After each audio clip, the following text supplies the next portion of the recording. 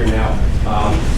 After following the brave survivors, people with PhDs, and I went to a little Mennonite school in Lancaster, and I don't have a degree, and I'm up here following these eloquent speakers. And so I got an email a couple weeks ago saying that ODA reached out to the Lancaster County District Attorney's Office and asked for someone to present. And for some reason, they picked me or asked me to do it. I said, normally you want somebody who's eloquent, a polished speaker, and unfortunately, everybody in my unit that is that was off this week. So, my name is Randall Zook. I go by Randy. My parents decided to raise Mennonite, try to be, I guess, get for Mennonites back in the 70s and put an E there instead of an A, and it's created all kinds of problems for me with people saying Randall the normal way and spelling Randall the normal way. So anyway, so I go by Randy, that's much easier. I work for Lancaster City Bureau of Police, and I'm in our Criminal Investigative Division and our Special Investigation Unit. So being raised how I was, being a police officer was never something that I really thought about. It happened later in life when I was 27, 28 years old. I worked in the family business for quite a while building storage sheds, and decided that wasn't what I wanted to do. I started taking some classes at HAC and started working at Boys and Girls Club in Lancaster.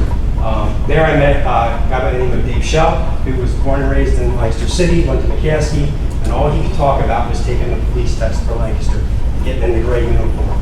So he was like, Zook, you should do it, you should do it. So, working in the Boys and Girls Club wasn't going to support my family because my wife and I were expecting our first child, and I was like, I'll give it a shot and see what happens. And now, almost 19 years later, here I am, and up here, you guys have to listen to me, so I'm sorry. But I'll do my best. So, I was hired in 03, was in patrol for 3 years, and then went to Selective Enforcement Unit, which is kind of like our vice unit. We did drug work, we did all kinds of stuff, and it was probably about the most fun that I had in my career. I worked with, we had a sergeant and 5 other guys, and it was fun. I mean, we got to run around, and I look at things I did back then, and I'm like, I can't believe I did that, and I'm still okay, and I came out of it with the worst I had was a broken leg, so it's not too bad.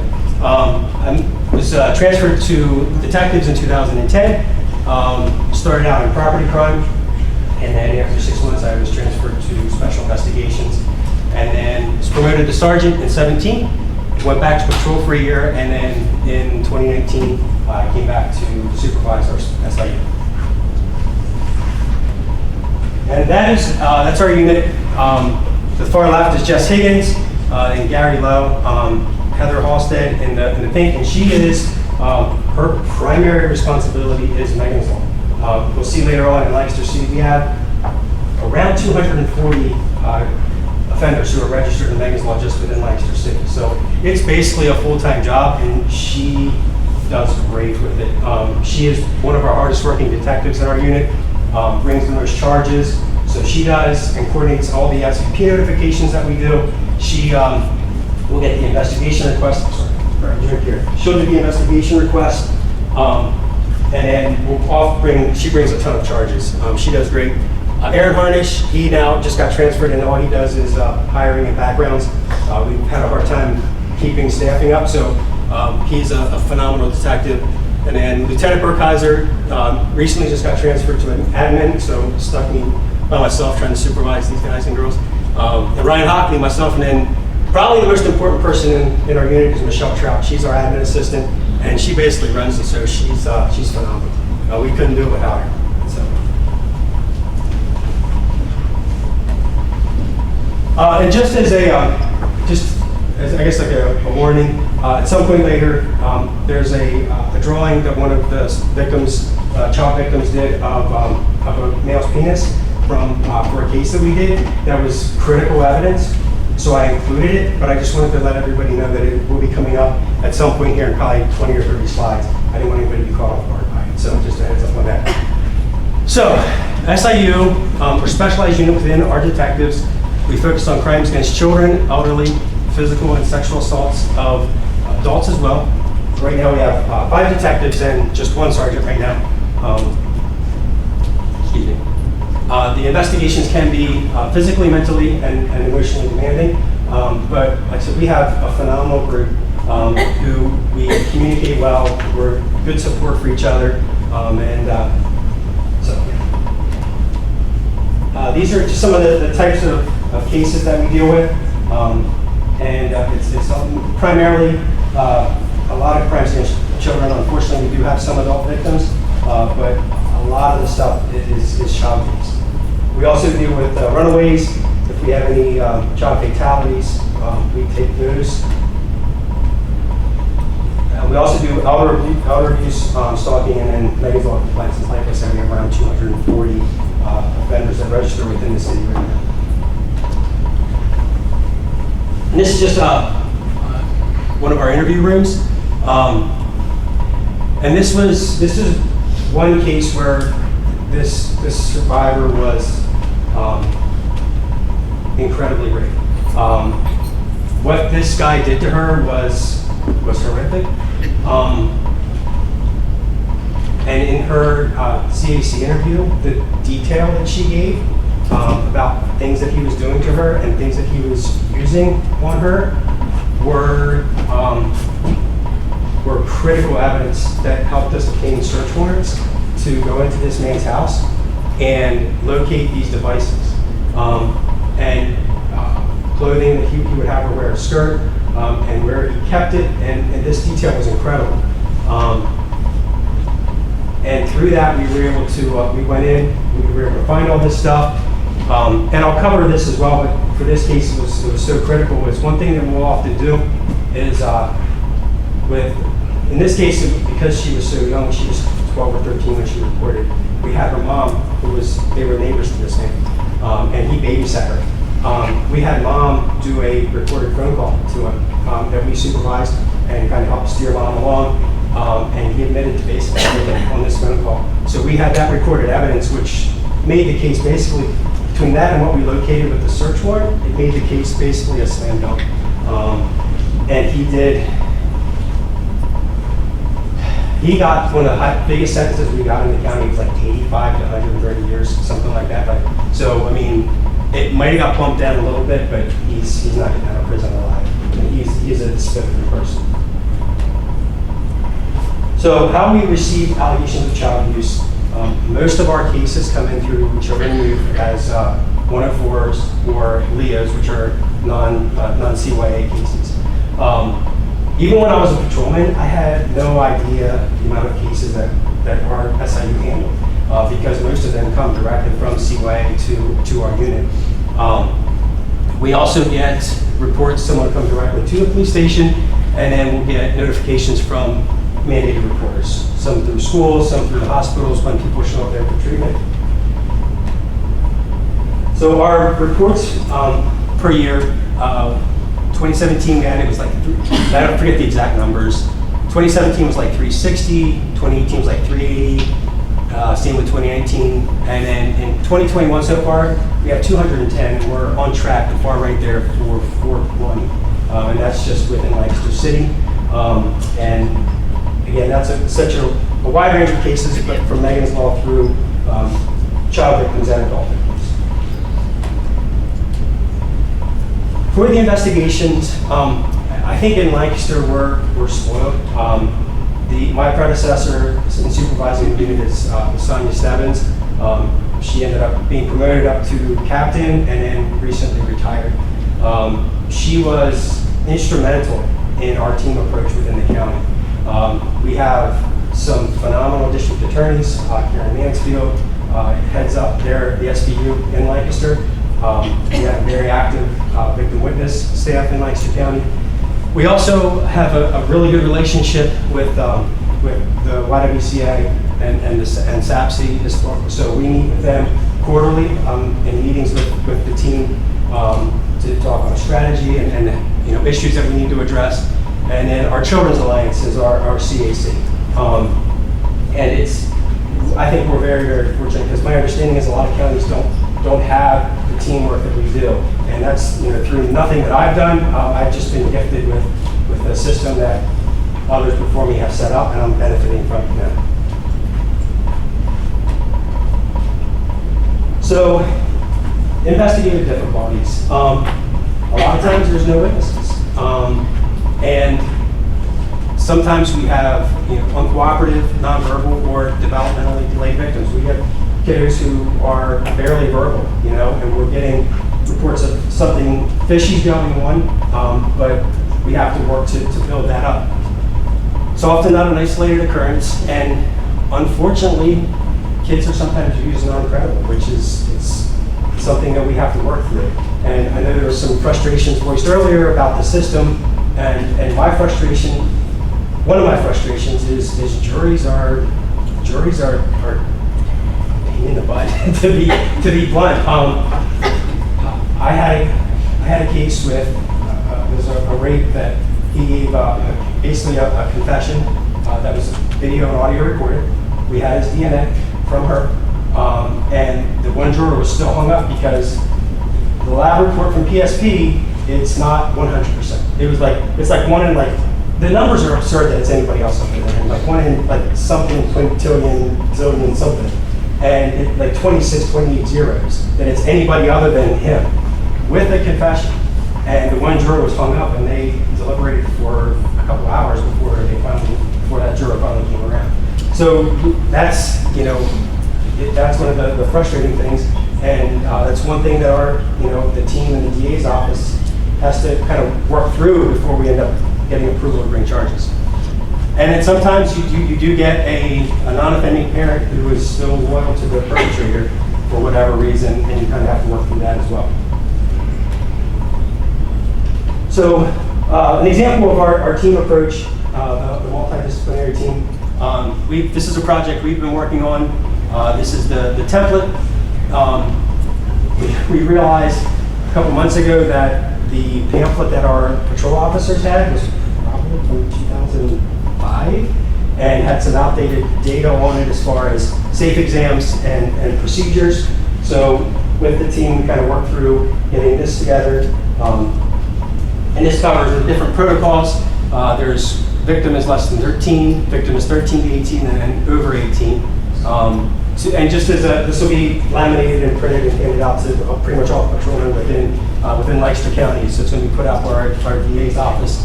Just a guide, because our patrolmen are inundated with so much different information. And so this will be a quick, easy reference guide for them to look at and to follow these steps. Make sure they make the proper notifications. And again, with working with the Y and obviously making that counseling good is, in my opinion, one of the most important things that we can do. And I stress that every time I talk to someone who comes in to make a report, like regardless of what happens with the criminal side of things, the most important thing you can do is talk to someone who can try to help you process what happened, because you can't undo what occurred, but you can help to kind of work through that and process all this crap and not just try to internalize it and take it on yourself. And this is for the over 18. And the one thing that is the safe without law enforcement. We get quite a few of those where we'll get a report from Lancaster General that there's a kit there, but they want to remain anonymous. So there's a process to follow with that, where we will get the kit, we'll package it, put it in evidence, but we are not permitted by law to try to make contact. And actually now we don't even have the identification of the person who went for that kit. So we'll keep it for, and our evidence guys know the exact time, I think it's 12 or 15 years, something like that, but we'll keep it there, and then if that person will change their mind and come back to us, then we can move forward with an investigation. Any questions at this point? And I'll open it up again at the end. So my buddy who does some more public speaking said they put questions and comments in here.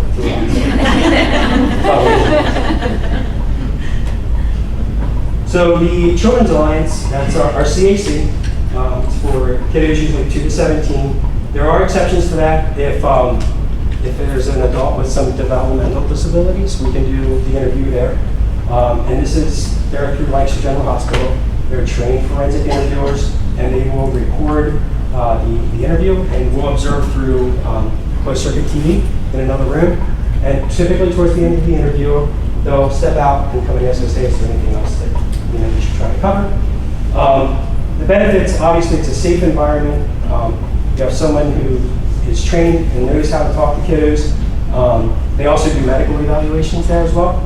And then they offer support for the kids and also for non-offending parents, which I talked to a non-offending mom last night who was struggling with processing what happened. And the Children's Alliance is great with getting people, pointing them to the help that they need. Drawbacks from an investigative standpoint, and to clarify this again, my thought is the most important thing is to try to get the survivor to get them right. The investigation is what I want to do, but I know sometimes that has to wait until they're ready to come forward and ready to talk to us. But one of the drawbacks from our perspective is that they have to focus on open-ended questions. So whereas if I'm interviewing somebody about a crime, I'm trying to get specific details to build my investigation, to build my case. Whereas for court purposes, for these interviews, you can't ask me any questions. So you want to make sure you're asking open-ended questions. So in some cases, we'll have to do a follow-up interview after the fact to try to get enough probable cause to get a search warrant or a grand charges. This is just a picture of the room. They have the whiteboard. The kiddos will draw stuff, or they'll write out. The interviewer will make notes on there, and then they print that out now. They used to do when I started like a big white paper, and we'd actually get that paper. Now it's all on the whiteboard, so it'll be a nice PDF file that you can see. More investigations. Excuse me, 1 minute.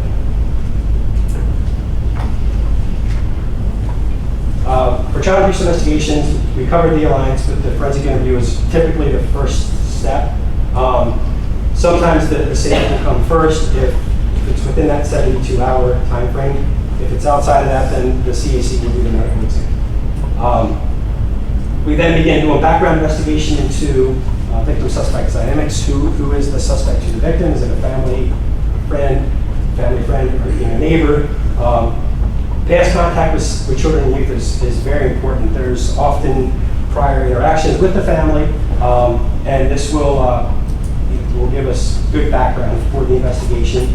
Past PFA documentation and custody, if there's any custody issues as well. For adult cases, typically the complaint will come into the police station, or we'll call 911, we'll have an officer go out, or we'll get notified by Lancaster General Hospital. Or that's pretty much right now our only hospital within the city. So the investigative process.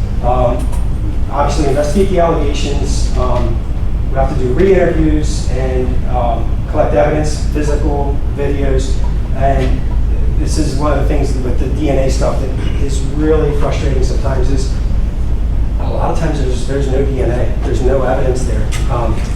And we call it like the CSI effect is kind of what we have to deal with. And that's one of the things we have to deal with juries is they expect there to be DNA evidence every time, and often there isn't. So identify the suspect, then, and that's often in many of our cases, it's a known offender. In most of our cases, we rarely get unknown offenders. That does happen from time to time. Most of ours are known offenders. Interviewing the suspect is critical for us. We've gotten people to interview and confess to horrific things that is surprising that people will talk to us about these things, but they do. They cannot be forced to submit to an interview, and we also will record our interviews, but in Pennsylvania, we have to advise them they're being interviewed. We can't surreptitiously interview them or record them unless we have the proper paperwork from the district attorney's office signed by education. The investigations are fluid. They're always, it really varies from time to time. And again, not every case is as reported.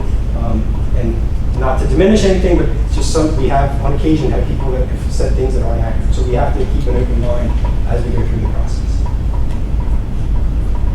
Anything can be pertinent to the investigation. DNA, blood, saliva, seminal fluid, touch DNA, fingerprints. And I talked about the wire calls. We've been doing this for years for our cases and has been a great asset for us. We've had victims, if they're willing, to call the suspect and confront them on the phone, and we're listening in on it and giving them, like we'll write notes as we're sitting there at the table with them and we're hearing what's going on, and we'll write notes and then show it to them and ask them, hey, guess this. And it's been a really good tool, and we've gotten guilty pleas and convictions based on utilizing that. Scene photographs, if there is any injuries, we photograph that. And then the suspect, so if we have an unknown, we might have to use a photo array to identify them, or through tattoos or any physical abnormalities. In identifying the suspect, the forensic interview is important for that. Witness interviews, social media is a big one, and then through DNA comparison for some as well.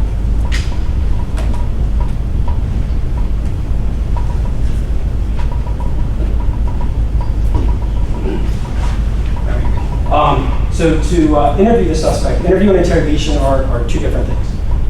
Interview is basically a conversation, exchanging information. You want to keep it non-accusatory, and you're trying to almost like you're befriending the offender. And sometimes that's a challenge to do because you know the person sitting across from you has done pretty vile things, but you have to make them think that you empathize with them, even though you can't really do what you'd like to do sometimes. So get to know the suspect prior. Background is critical.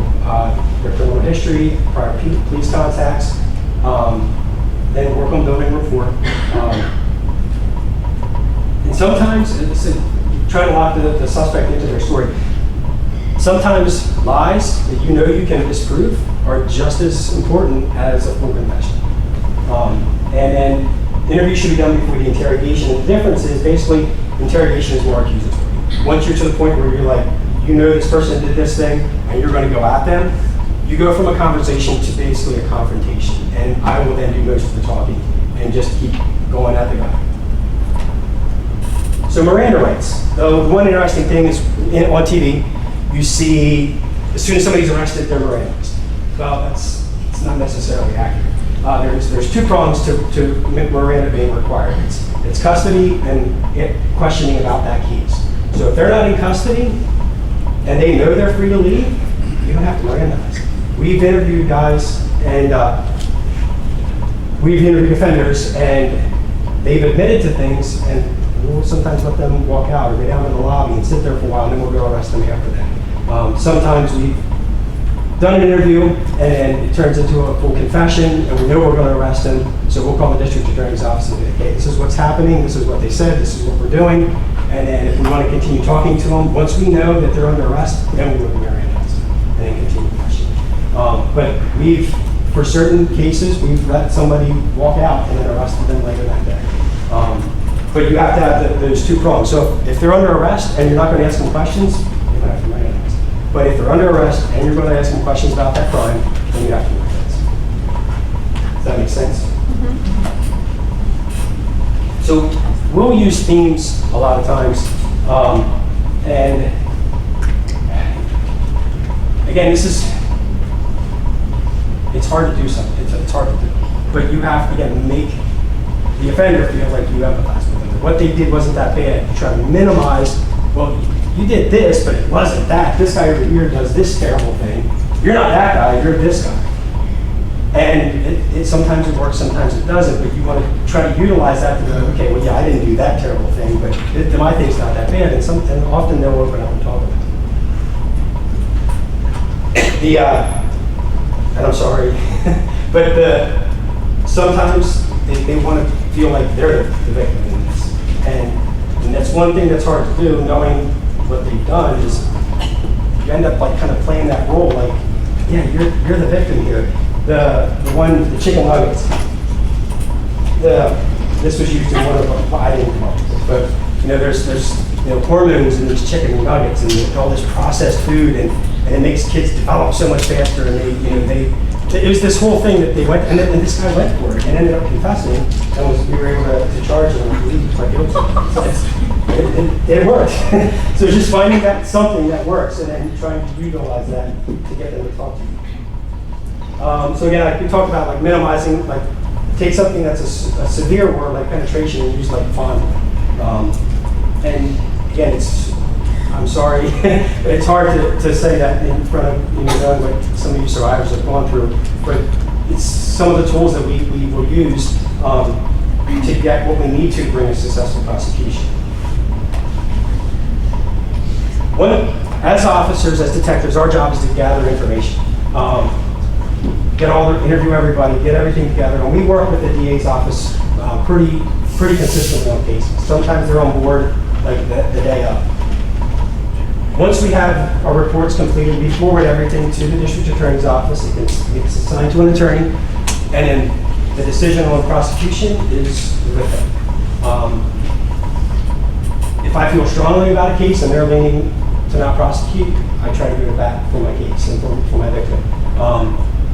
And it's frustrating sometimes because the one case that still bothers me to this day is I know it happened. I have no doubt that it happened, but they didn't believe there was enough to move forward with it. And we tried, but it was, it's again, they're the prosecutors, they're the ones that take it to trial, and it still bugs me to this day because, I see the victim from time to time and I feel for them, and I wish we could have, but so we do the best that we can, but that's the system that you were talking about before, and we fight for you, but sometimes it's the decision is out of our hands. If prosecution is approved, we'll work on the charges, we locate and arrest the suspect. The first court process is the preliminary hearing.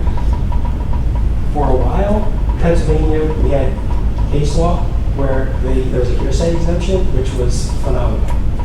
Our victims didn't have to show up at preliminary hearing. The officer, the detective, could read the probable cause off of the charges, and that was enough to get it through the preliminary hearing because, unfortunately, some of the offenders and some of their attorneys will do whatever they can, starting at the preliminary hearing, to make life difficult for the victim. And this was a way to avoid that, especially when you have a 6-7-year-old victim. Didn't have to testify at the preliminary hearing, or that unfortunately got overturned, and so now we're back to where we were before, is working through that. And that's where the OVA and our local victim witness people are so critical in working with the families and with the victims to get them through this process. And again, I think we have a real solid group of victim witness people on that. So after the preliminary hearing, again, it's just a waiting period until the trial is scheduled, and then either a trial or a plea agreement. My goal with a case is to have enough evidence that we can get a guilty plea. So in 10 years that I've been doing this, just about, I've had one trial. Most of the time it's guilty pleas. And that's with the vast majority of our cases. So the reason to close the case without charges is lack of evidence, and that's the one I talked about. We had the victim's statement. I 100% believed her, but there was no other physical evidence. We had done a search warrant on the suspect's house. We attempted to gather the evidence that we could. We interviewed the suspect. There wasn't anything else there, and they wouldn't approve it. The credibility issues. This goes to the frustration of jurors.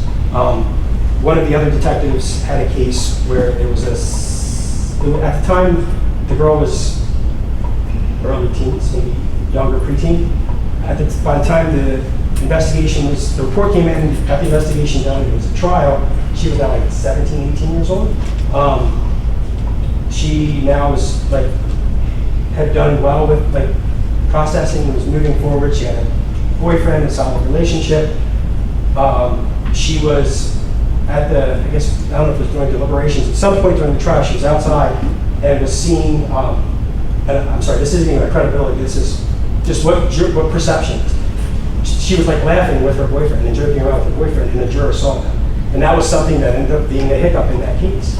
And it's so aggravating because, like you guys were talking about, is there's this expectation that you just crawl back into a hole and just stay there and not. And then if you're processing and moving forward and trying to be productive, then it didn't happen. Which is it's bullshit. It really is. And it's stuff like that we will have to deal with.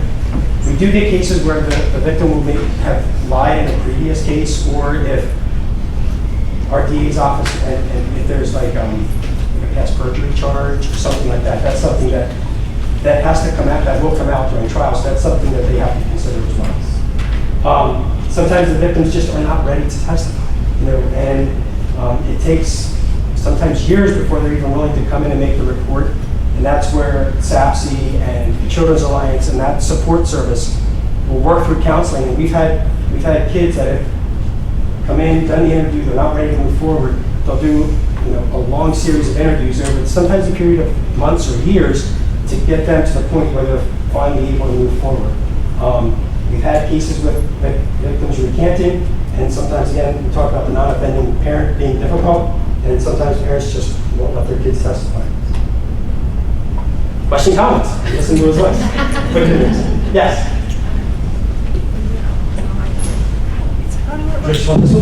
Okay. Thank you. Yeah. So I know you said you've been doing this for quite some time. Yes. So I'm interested in finding out how your department went about becoming more victim-centered. Like, were there certain trainings or things that you all did to kind of move away from victim blaming to becoming victim-centered? Yeah, like I said, I think the credit to that goes to Sonia Stevens and Karen Mansfield and our victim witness people. I mean, she worked these cases. I mean, she had 25 to 30 years old when she retired in the past 2 years, and she did these cases probably from the 90s on. And it was her. Like, I mean, she drove it. Like, she really did. I think that's why we are where we are now. Is that she had a heart for that, and she was great at that. So I think that's why we are where we are, because of her. So, and she was my boss for a while. I had to speak nice to her. But it's all true. So I was supposed to touch on Megan's Law a little bit. I don't really do much with it. Detective Halstead does most of it, so I'll touch on it a little bit. But it is confusing. You guys were talking about that, I believe, from what they talked about this morning. Laws changing all the time. You have offenders who will appeal things, and then there's new case law, and everything it's always changing. But SORNA is the Sex Offender Registration and Notification Act. I'm assuming you guys probably covered this morning. There's stuff from pre-2012, post-2012. So that's all things that Detective Halstead, and if we're covering or helping out, we have to consider when did it happen and go through that. Effective 2018, there's 2 tiers.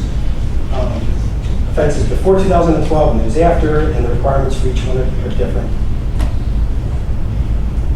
And I mean, like I said, I'm probably, this is all stuff you guys probably come to talk about through this, but it's basically a registration. I mean, that's basically, they just have to make a notification. So there's 10-year offenses and lifetime offenses for when you have to report, or how long you have to report. And those are the different offenses for those. Working with those impacted by offenders, I talked to Heather, Detective Halstead, and she's been doing Megan's Law for 3 or 4 years, and she said she's only received 1 follow-up call from one victim for her case from Megan's Law. So it's not something that we deal with a lot. And services are available through victim witness, and also SAPC will help out with that as well. This is a registration, I guess you can get for VineLink, that you can put in offenders' information, and then it'll let you know if they're being released, or if they're being, if they're going to be paroled, or what court hearings are coming up, and so forth. So that's a useful tool that Heather talked to me about. And then on the PSP page, I can barely see it, but at the very top right, there's a register button. You can put your information in there, and then you can get notification if someone moves into your area. But I think you have to re-register like every year. Some of the myths, people think that if you're on Megan's Law, you can't be around kids. We'll get calls sometimes that, hey, this guy's living near the school. The only restriction is set by probation and parole, and that's why they're so important. It is a violation if mom or a parent would leave their children unsupervised if say, an offender moves in with them, if mom can't leave him unsupervised. Not all registrants are the same. And you guys are talking about SVPs. So there's SVPs, adult victims, juvenile victims. We do, pretty frequently, we'll do SVP notifications with having that many offenders in the city, and they're always moving. And it seems like they move like one house down. And we have to do a new notification. We get updates, so they want us to do notifications. We have a couple of these boarding houses in the city that seems like it's all negative offenders in this house. And they'll move from one room to another. And then we're supposed to do a notification when so they're in the same address, but they move within the house.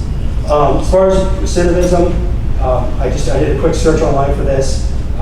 The rates are actually higher for general crime than sex crimes, which I was surprised by. And these are the links. I think if you just search Vine Link and DMA's law, you'll be able to get to these if you want to register for those. Question, comments? Yes. Do you want the mic? Sure. This might go back to when you were talking about the investigation process, but how do you develop and train like new officers to be able to build trusting relationships with victims, to allow them to feel supported as they're disclosing to you? So we have Jess Higgins, the detective that was on the far left. She has really taken on working with our younger or patrol officers, and our DA's office, Karen Mansfield, will also come over once every few years. We're a really young department right now. Our turnover has been crazy. I'm like definitely one of the old guys, which is still bizarre to me. But Jess has taken the mantle of working with our young patrolmen. We do minimal facts. We teach our patrol guys to do just a minimal facts interview, like the very, very bare basic information, enough to get us to try to then get the kiddo to the CAC. So they'll just do the very, very, very minimal, and we'll often work with children and youth with those too. Sometimes we'll let them do the minimal facts. The caseworkers, they work with the kiddos a little bit more, and sometimes we'll just have the officer sit in with, or go to the call together sometimes with the caseworker and let them do the minimal facts, just to get us what we need to get the ball rolling and then do the CAC. Is that good? Anybody else? Yes. Sure. Yeah. When offenders violate Megan's Law registration requirements, how do you determine the tiers of their sentencing? Because I've seen guys that get like a 1 to 2 and then like a 3 to 5 for their first offense. So is there a stipulation as to what classifies for that? It depends on, that's a good question. It depends on what the convictions were initially. But then most of the investigation requests that we get are because guys are recording. And then it goes back to what their original offense was. And the tier stuff is something that carries to work with. I don't usually deal with that. So they'll use the DA will normally figure out what that level is. So it's, sorry, I'm not 100% sure, so I don't want to give bad information. But when we get the investigation request, it'll say only what tier they are. Okay. And that's from when the original register, and I think PSP or the law decides what tier that is. So then I'll just be on that when the register, the investigation. Anyone else? My goal was not to trip over these wires, so they take them down. Good? This is kind of more of a technical question. I was curious how you're doing the wire calls, because I thought in Pennsylvania you needed two-party consent. Are you getting authorization from a judge to what to take those calls? Okay. There's several district attorneys in Lancaster County that are wire certified. So we have to meet with one of them. There's a whole process where they have to they'll meet with the person making the call and talk to them, make sure that they have this whole checklist that they have to go through. And then once they approve the paperwork, and then the judge signs off. Thank you. Yep.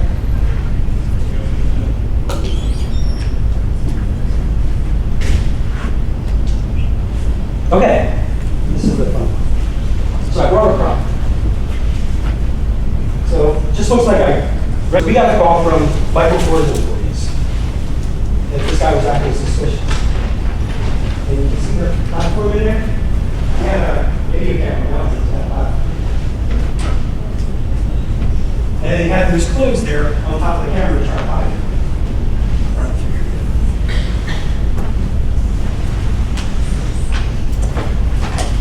And there was, you can't have those pants in there,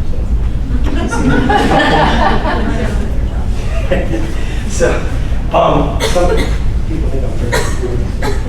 So what he was doing is, starting in 2014, we got the call, and this guy was just acting free. He was going in, he was targeting Michael Kors employees who were typically female, and he was targeting those who were wearing skirts. And he had, I have a picture on the next slide, but I'll get back in front of you. I know it's not quite down my back end. I'm sorry. So what he was doing is he pretended he was looking at stuff, but he'd walk up right behind the girl with the skirt, and the hand was getting together. He was able to try to turn it up a little bit like this, try to help with the video. He had a synced with Bluetooth to an app on his phone. So he would, and I'll show you, I'll just get the picture if you can see it. It's a little dark. Here, let me set this down.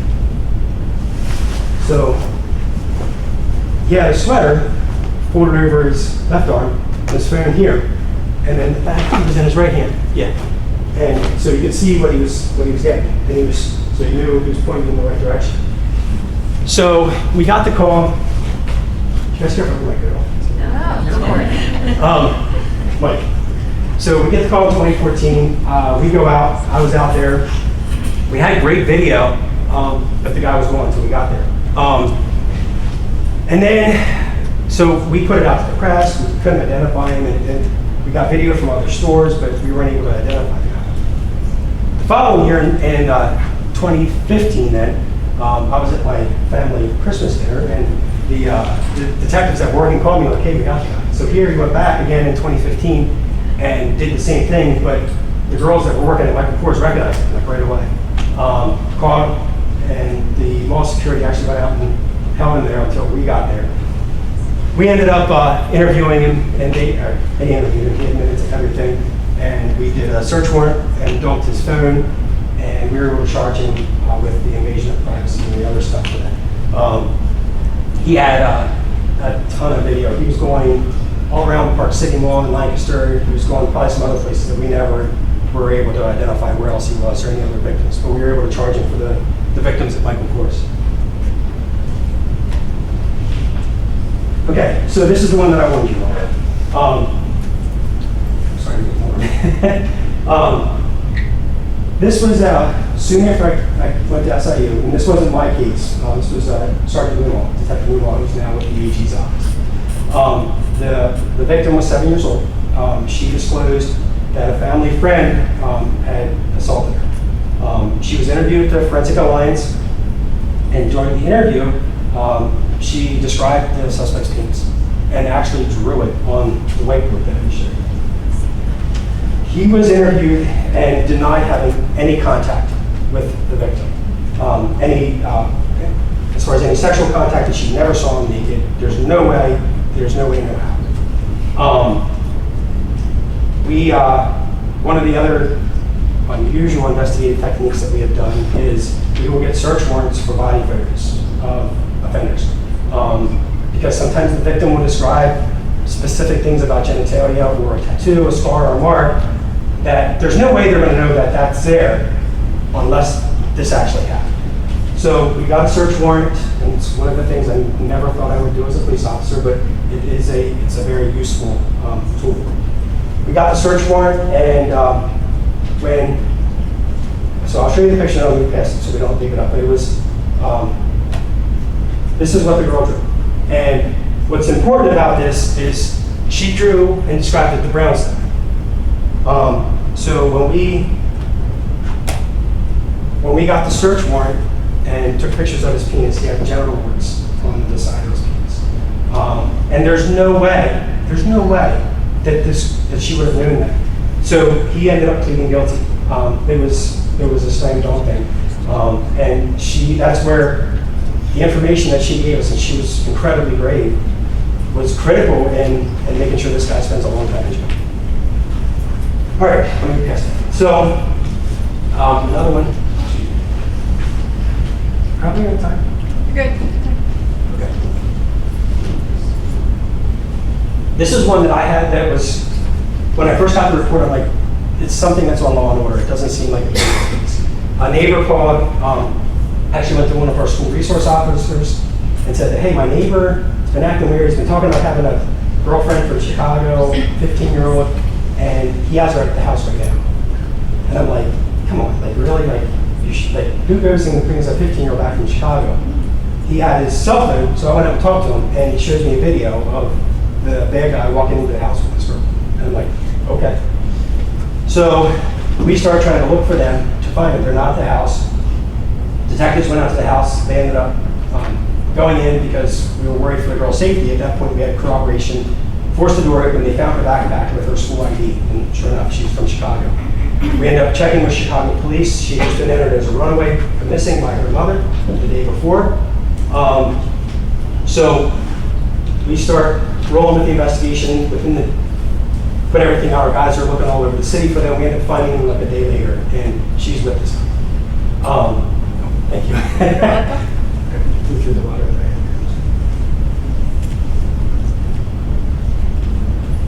So we end up finding them together. We do a forensic interview with her. She initially minimizes or kind of, this guy was a big, so I think she was scared. She minimized it a little bit. End up getting her mom in. She goes back to Chicago. She's more comfortable. We do a follow-up CAC interview in Chicago. She ends up disclosing. They met on Microsoft on gaming. They were doing gaming chat. End up exchanging. She was sending him pictures. He was sending her pictures. He ends up arranging. Goes out to Chicago. Takes a rental car, town car out to Chicago. His car breaks down, like in Ohio. He ends up paying another town car to go and get her. They went and got her in Chicago, a couple blocks away from her mom's house, came the whole way back. As we're going through the investigation, we find out that he was also terrorizing his live-in girlfriend. She had some developmental issues, and this guy's probably one of the most terrible people I've ever talked to or ever dealt with. He was physically assaulting her. He had a handheld taser that he was hitting her with all the time. At one point, he fired a gun in the house. It didn't hit her, but he's a terrible human being. But we ended up charging him with the aggravated indecent assault, corruption of minors, unlawful contact, and ended up getting the FBI involved.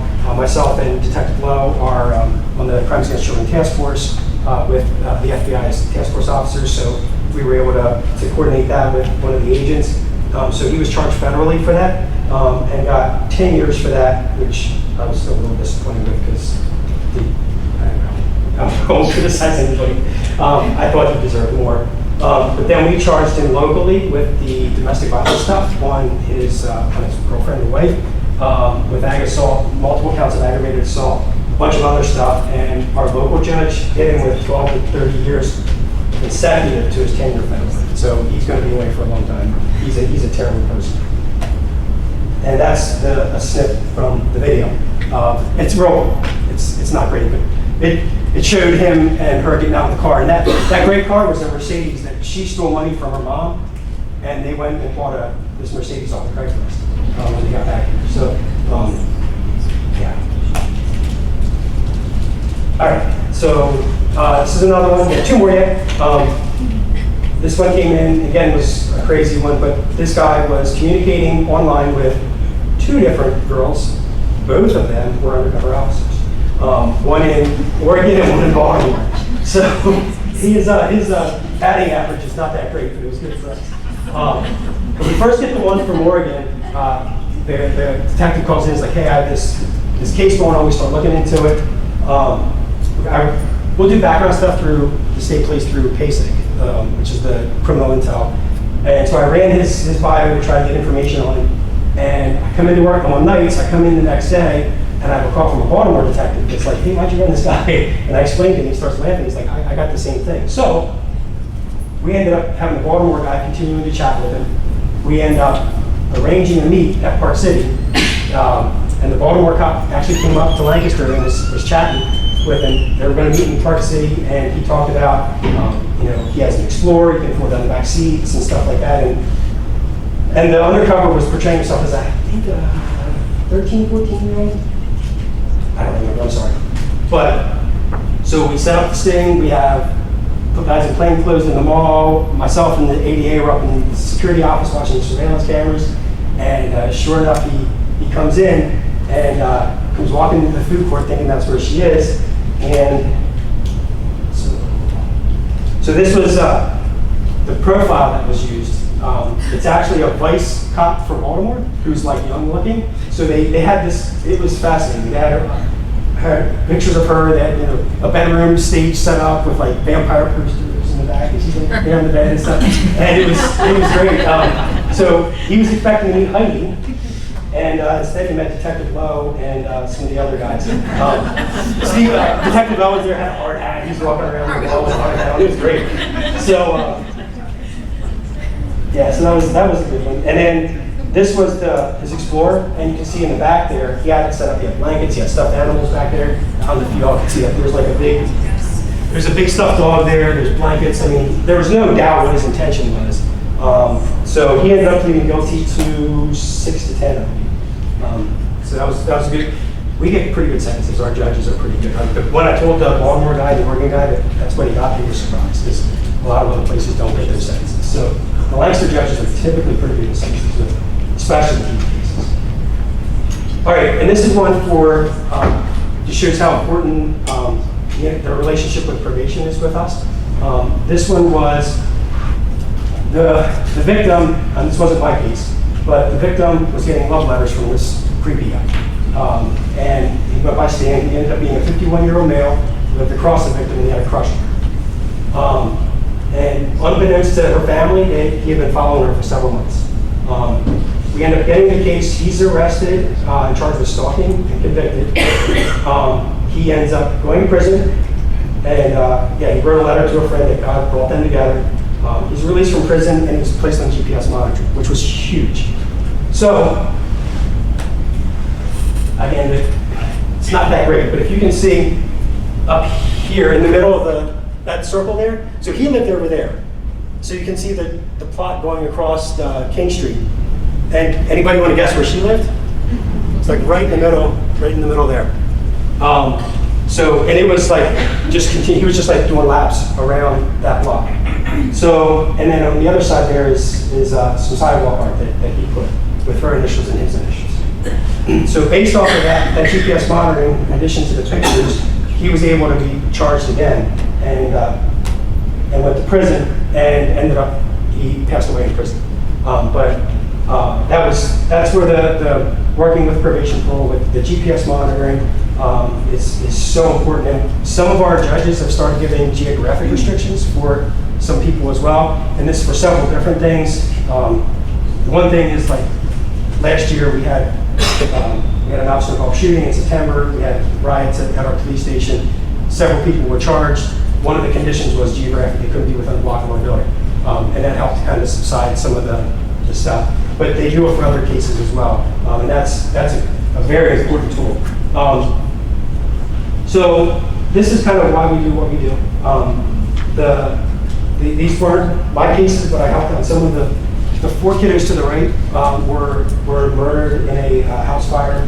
That X set the house on fire. That was back in the early 2000s. The girl in the middle, both top and bottom, that was a case that one of our other detectives had. That was a homicide, and unfortunately she was never recovered, but we were able to charge homicide. And unfortunately, it was her mother that did it. And then the female on the bike was assaulted and murdered in her home by 2 subjects. Detective Newell, who I had mentioned before, worked tirelessly on that case. We were able to charge. He was able to charge both of them, and they're in jail for the rest of their lives. So, it helps to put a face, and it's a good reminder that why we do what we do. And again, Edmund Burke is the only necessary thing for the triumph of evil is for good men to do nothing. Anyway, so Any other questions?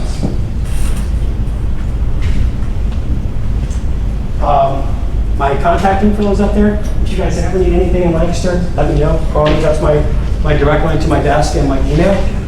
Email is typically the best way to reach me because I get that on my phone and I can get that on somewhere else. I'm usually always answering emails all the time anyway. So, but that's typically the best way to get in touch with me. So, thank you very much.